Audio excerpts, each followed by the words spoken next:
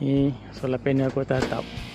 Kalau perasan dia tak berapa condong kan, jadi air bertakung kat ujung ni, instead of dia terus turun.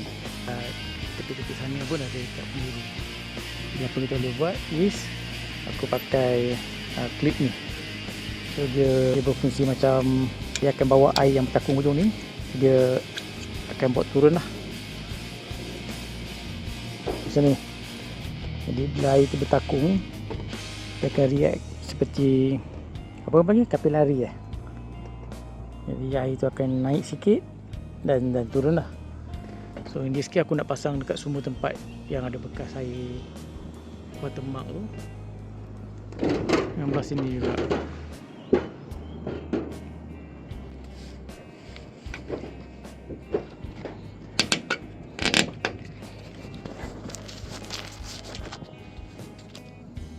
Kacau. Saiz 30mm ni hanya berapa panel je? 1, 2, 3, 4, 5, 6. Yang lain ni semua 35 ataupun 40mm. Jadi nantilah aku post balik video ni. Bongok betul. Kena order lain lah.